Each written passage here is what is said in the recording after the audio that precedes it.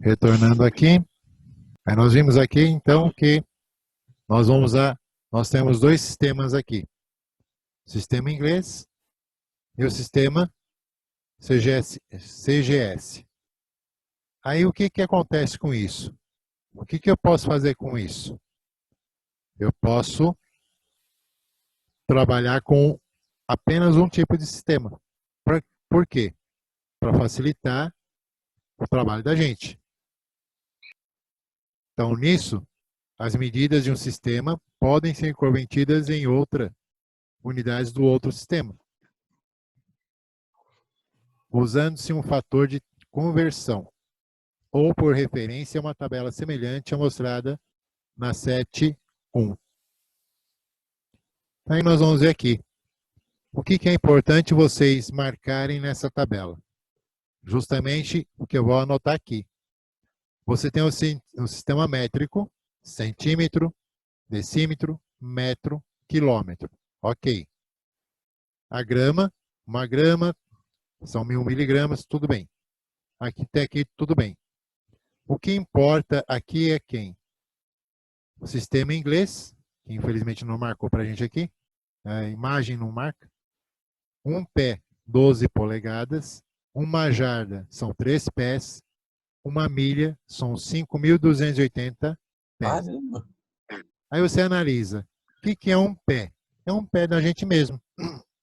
Só que aí o que acontece? Esse pé, o valor de um pé, ele foi dado depois de várias pesquisas com várias pessoas. Então aí um pé foi tido como um valor de 30,5 centímetros. Nessa condição, a gente pode identificar que um pé vai trabalhar com esse fator de transformação. Aí você tem lá, 1 polegada, 2,54 centímetros. 1 milímetro, ou melhor, 1 metro, são 39,37 polegadas. 1 quilômetro são 0,62 milhas. Então, o sistema inglês, esse aqui que a gente está vendo, é o mais importante para a gente agora. E os equivalentes nós vamos utilizar naquelas quadrículas que a gente já fez aula passada. Mas eu vou repetir elas aqui de novo. Em questão de sistema de massa, você tem libra. Uma libra são 16 onças. Uma tonelada são 2.000 libras. Equivalentes, uma libra igual a 453,6 gramas. Bem-vindo, Bruno. E 1 quilo igual a 2,2 libras. Já o segundo é o mesmo que o sistema inglês. Então aí você tem lá um segundo equivalente a quem?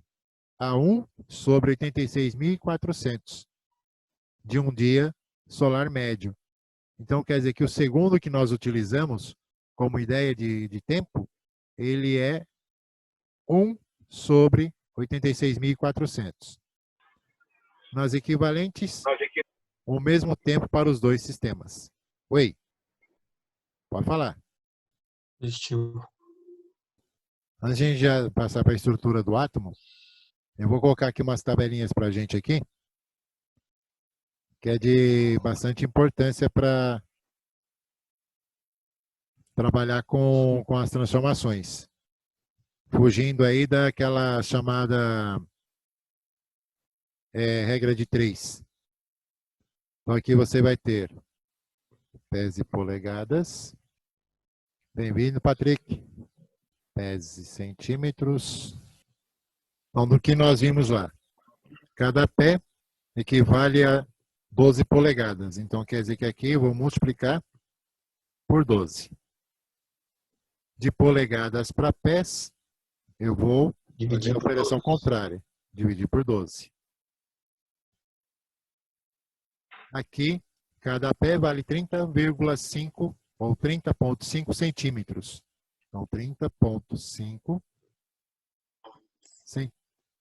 que aqui vai ser multiplicado por esse valor. E aqui, centímetros para pés, já de polegadas para centímetro, você tem vezes 2,54 E 10. E aqui divide para 2,54. Essas são as primeiras transformações que nós temos para desenvolver com elas. Tudo bem? Tudo bem.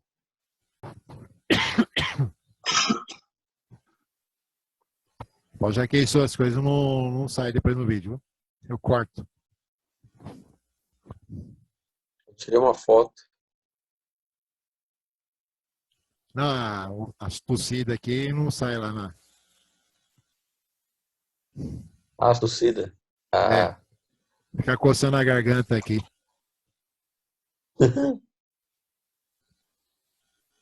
Bom, vamos lá. Voltando agora na apostila. Bom, então, esses elementos aqui a gente tem lá uma ideia naquela tabelinha lá, de fator de transformação. E aqui você tem, agora entrando na parte real dos elementos químicos. Primeiro, que é a estrutura do átomo. A estrutura do átomo é formada pelo núcleo, constituído por duas partículas, os prótons e os nêutrons. E a eletrosfera, onde estão os elétrons. Então, aqui nós temos essa condição. Ninguém sabe ao certo qual é a situação do... Ninguém viu o átomo, ninguém conseguiu ainda trabalhar com ele puramente assim. Então, os desenhos são meramente ilustrativos. Então, a ideia que se tem é que tenha o núcleo nesse comportamento e os elétrons em torno dele. E as eletrosferas, elas não são trabalhadas de maneira circular. Elas são formadas por elipses. Algumas ideias que se tem do átomo em si. Então, a ideia geral é o núcleo composto pelos prótons e nêutrons. É neutro porque ele não tem carga, só tem mesmo massa. A ideia dele estar no núcleo é para ajudar a força forte, manter os prótons, que são a mesma carga positiva, todos eles são iguais.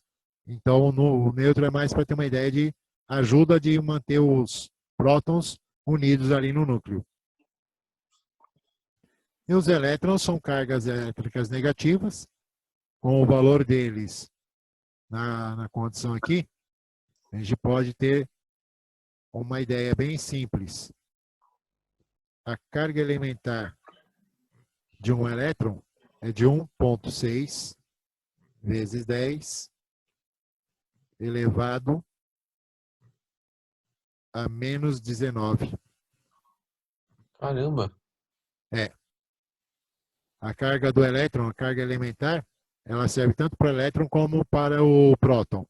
E no valor de 1,6 vezes 10 elevado a menos 19. Aqui eu esqueci da unidade de Coulomb, mas Nossa, equivalente. gigante. É bem pequena. Isso aqui também foi um teste que um cientista fez dentro de um tubo. Ele colocou uma gota de óleo e colocava ali as frequências de energia elétrica, mantendo aquela gota de óleo suspensa no ar. Nossa, que Com várias legal. experiências que ele conseguiu fazer, ele chegou nesse resultado. Porque a maior parte, a moda mais interessante desse trabalho dele, deu sempre esse valor numérico. 1,6 vezes 10 elevado a menos 19. Uma variação bem pequena. 1,55, 1,64, mas era coisa bem baixa, questão de movimento para ele. Então, o que acontece aqui é que esse trabalho que ele fez ajudou a ter uma Tô ideia de travando, como professor. trabalhar com ele. Oi? O que ele fez com isso daqui deu uma ideia para ele Ah, trabalhar ah, com as informações. Então, esse E serve tanto para o próton como para o elétron. No próton, carga positiva, então é mais 1,6. Quando se fala do elétron, a gente convenciona usar menos 1,6. Para efeito de cálculo, normalmente a gente não trabalha com o sinal negativo, nem com o positivo. Trabalhamos o que é chamado de módulo. Então, esse daqui é o módulo da carga elementar. Ou seja, você vai trabalhar com módulo É, nesses casos. nessa situação, ele vai trabalhar com esse valor, ele vai trabalhar com esse elemento, mas sem a necessidade de identificar o número. Tá. Então, aqui nós temos a estrutura do átomo é formada basicamente por duas regiões distintas, o núcleo e a eletrosfera. Os átomos são partículas infinitamente pequenas, que constituem toda a matéria do universo. Se pensar que todo o universo é composto feito apenas por pequenas partículas, invisíveis a olho nu. Ao longo do tempo, a ideia de como seria a estrutura atômica foi mudando, de acordo com as novas descobertas feitas pelos cientistas. Isso nós vamos ver depois na evolução do modelo atômico. Tem um texto que fala sobre a evolução dele. Teve cientista que a ideia dele foi que o átomo era composto tipo uma pasta que tinha de manjar, uma pasta de manjar, onde se tinha o espaço com aquela massa toda e com vários elétrons, como se fosse as frutas daquele elemento, e o núcleo, o meio. O modelo é uma representação da realidade, não a própria realidade. Assim, os modelos atômicos são representações dos principais componentes do átomo e de sua estrutura, e explicam determinados comportamentos físicos e químicos da matéria.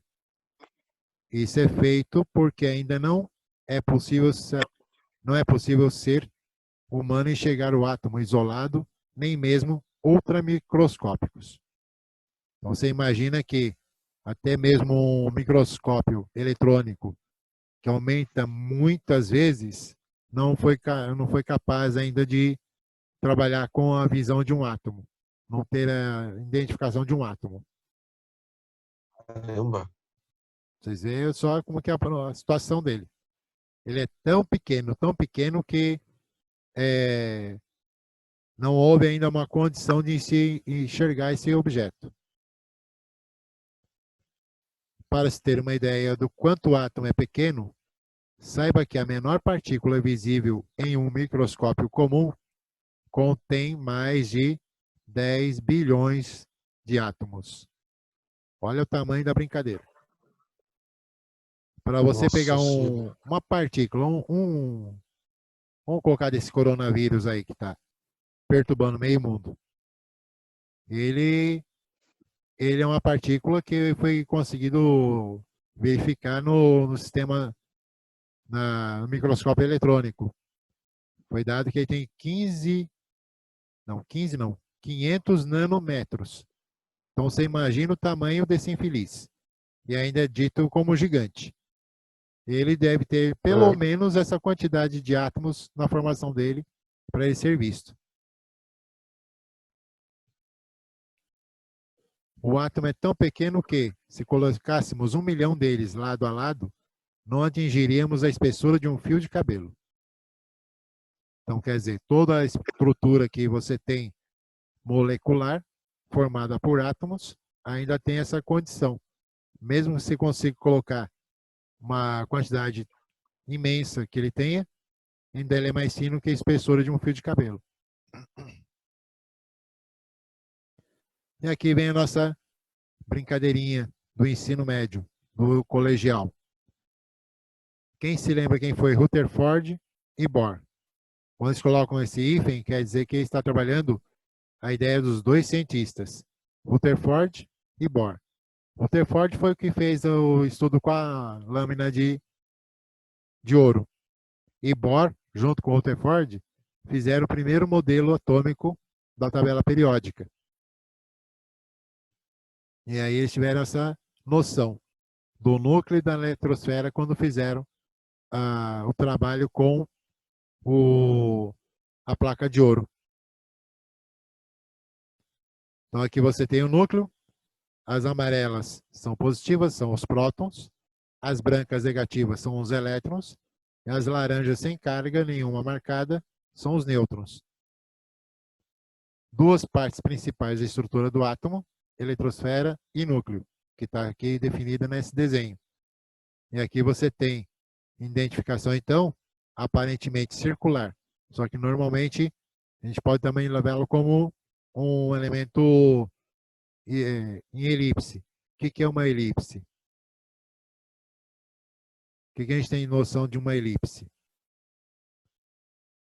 É você pegar quase uma circunferência aberta assim.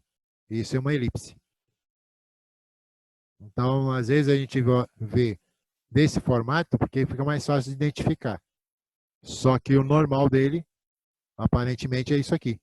E ela não tem uma identificação única. Ela pode ter nessas identificações.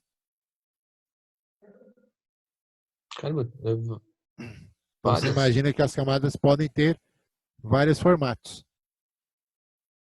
Aparentemente, a ideia é que exista um único formato que é o circular.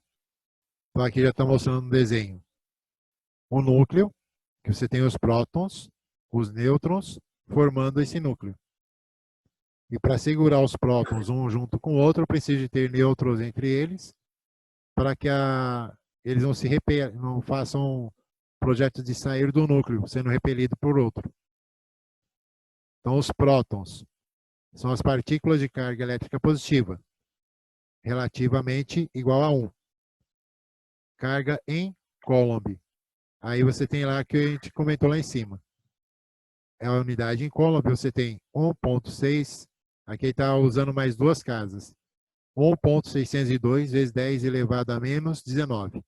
É a carga elementar, só que aí contada com mais dois valores após o ponto aqui de decimal. A massa desse próton, a massa relativa, é igual a 1. Então ele tem uma massa mais densa que o elétron. O fato de que os prótons formam o núcleo dão a ele uma carga total positiva. Foi descoberto por Eugene Goldstein em 1886, através de uma modificação na ampola de Crookes e alguns experimentos. Ele viu que sob voltagens elevadíssimas apareciam emissões radioanódicos, restos de átomo do gás que estavam dentro da ampola e que tiveram seus elétrons arrancados pela descarga elétrica. Então, quando você coloca carga elétrica a mais no elétron, ele pode escapar da camada eletrônica. Então, ele desprende do átomo. Quando você dá muita energia para ele, ele consegue desprender do átomo. Ao colocar um campo elétrico ou magnético externo à ampola, esses raios eram desviados no sentido do polo negativo. Isso significava que existem partículas subatômicas positivas, que eles deram o nome de próton. Aí foi o nosso amigo Ernest Rutherford que realizou o experimento descrito no texto O Átomo de Rutherford, que o levou à descoberta da localização do próton no núcleo. Porque foi aquela condição, ele pegou a placa de ouro, separou, colocou ela entre um espaço vazio que estava com o canhão e com o anteparo. E aí, conforme ele bombardeou essa placa de ouro, alguns raios atravessaram a placa e outros raios foram desviados. Então, o que desviou foi o núcleo, onde estavam os prótons. E o que deixou passar foi o espaço vazio entre o núcleo e a eletrosfera.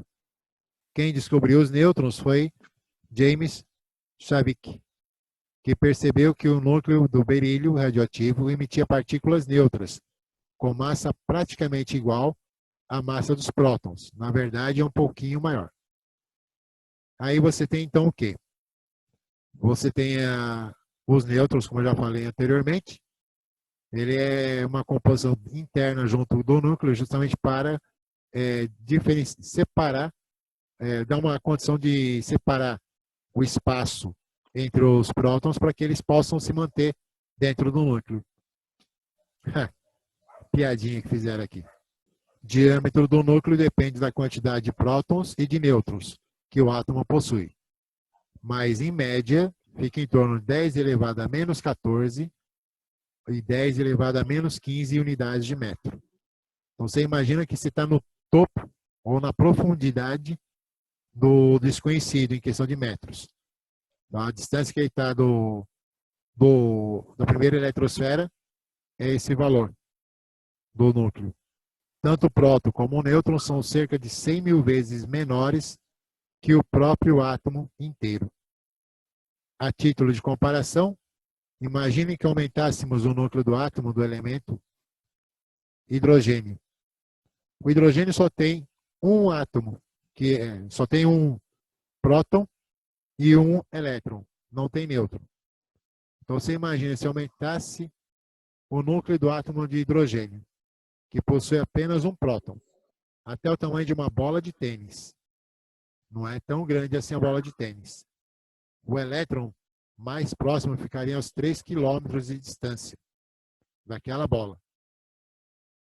Mesmo se o átomo fosse aumentado até ficar da altura de um prédio de 14 andares, seu núcleo seria do tamanho de um mero grão de sal, do sétimo andar.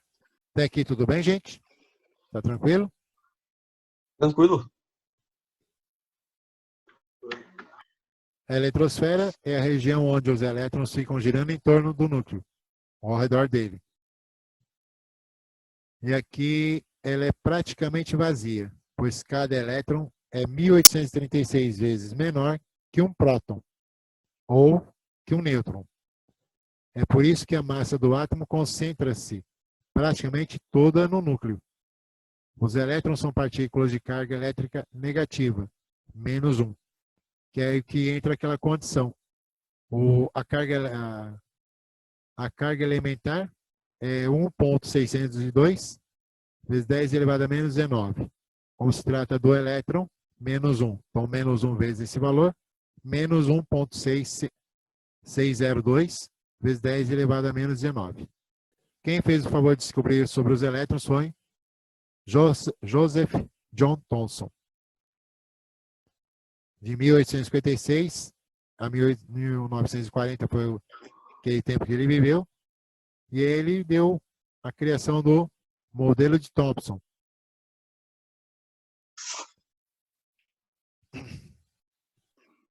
Que aqui eles dão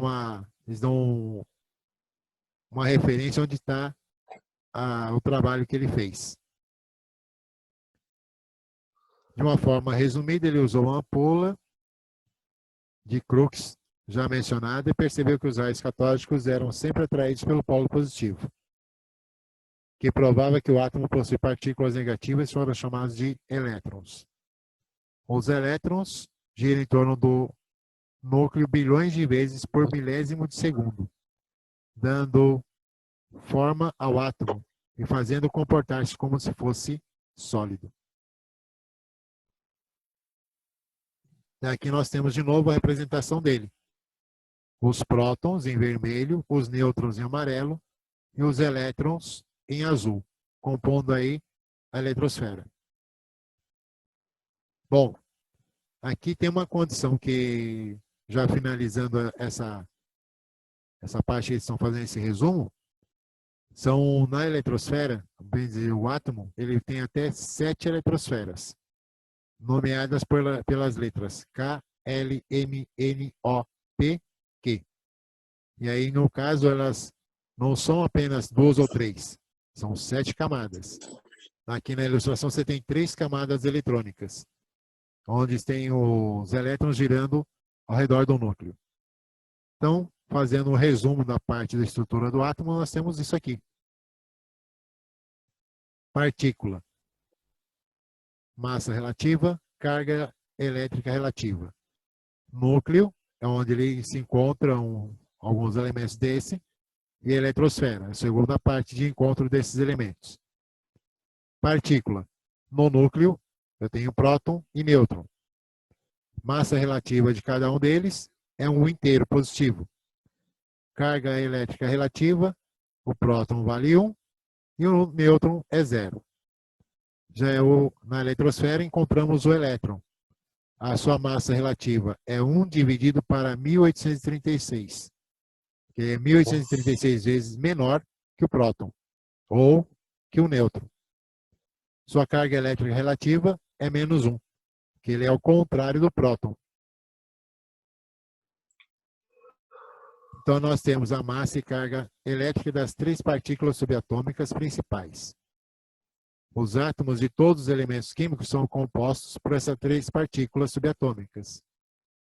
O que difere de um elemento químico de outro é a quantidade dessas partículas que aparecem, principalmente a quantidade de prótons no núcleo, chamado de número atômico.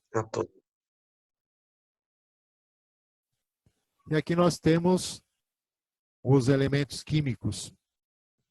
Conjunto de átomos com o mesmo número atômico, ou seja, com a mesma quantidade de prótons no núcleo. Por exemplo, nós temos aqui a situação abaixo. O hidrogênio, nós temos aí um próton, um elétron.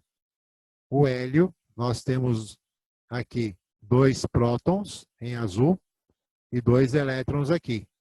Cada elétron está utilizando uma camada eletrônica, mas na realidade eles são de uma só camada.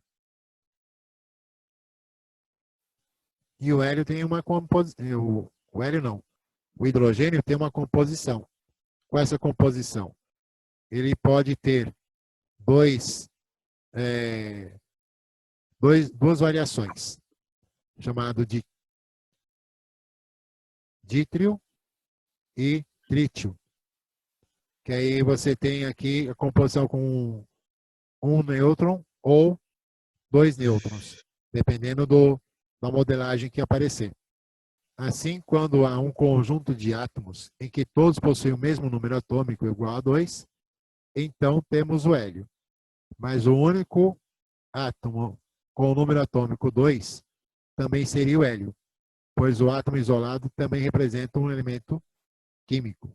E aqui nós temos a ideia com a figura, por exemplo, com o mercúrio, um metal líquido em temperatura ambiente. O mercúrio é um elemento químico de número atômico igual a 80, cujo símbolo é Hg. Vem do grego hydrargyrium, que significa prata líquida. Se uma gota de mercúrio for subdividida em outras gotas menores, elas continuarão sendo mercúrio, pois conservam as mesmas propriedades, porque a gente conversou lá no começo. Então, você pode ter uma madeira, uma árvore, por exemplo, ela pode ter 30 metros de comprimento. Você tirou uma lasquinha dali, continua sendo madeira. Então, continua tendo as mesmas propriedades de onde você tirou aquela lasca de madeira. Aqui você tem as gotas de mercúrio, independente do tamanho, são todas mercúrio. Muitos elementos químicos possuem propriedades semelhantes, que se repetem em períodos regulares. E por isso, os cerca de 115 elementos conhecidos, até então, foram agrupados em uma tabela periódica, sendo organizados em ordem crescente de número atômico. Então, você tem aí, a tabela periódica utiliza desse procedimento. Aqui fala em 115. A tabela periódica mais recente que eu já peguei no ano passado, ela tem uma composição de 118 elementos químicos. Aqui você tem a representação dele. Tabela periódica dos elementos químicos, vai aparecer isso aqui. Então, nesse quadrado, no centro você tem... Ou seja, tem 118 elementos, professor? Na tabela periódica mais atual tem 118. Tá, obrigado. Porque eu fiz uma pesquisa ano passado para passar essa aula para a turma que estava fazendo umas 2 turmas antes de vocês. Aí eu encontrei lá. A tabela periódica está com 118 elementos. Então aqui você tem no centro o elemento químico, abaixo do centro, abaixo do nome do elemento, do símbolo do elemento químico, você tem o nome dele. Embaixo você tem a massa atômica desse elemento químico, o número atômico dele e a configuração eletrônica. Qual é a divisão eletrônica desses elementos? Então, aí, quando você for ler uma tabela periódica, um elemento químico, você procura no centro ou ao lado. Mas aqui no centro ou ao lado o número atômico. Do lado da direita, você vai determinar a configuração eletrônica que ele possui. Bem no centro mesmo, bem no meio, você tem o símbolo. E depois, abaixo do símbolo, você tem o nome. Algumas tabelas, dependendo de quem a desenha, coloca essas configurações um pouco diferentes. Pro, a gente vai ver distribuição eletrônica. Vai. Eu vou ver se consigo puxar uma tabela periódica para cá, para a gente ver agora. Já que só tem 1 minuto agora. Então, esse aqui que nós temos agora nessa modelagem é a representação dos elementos químicos na tabela periódica.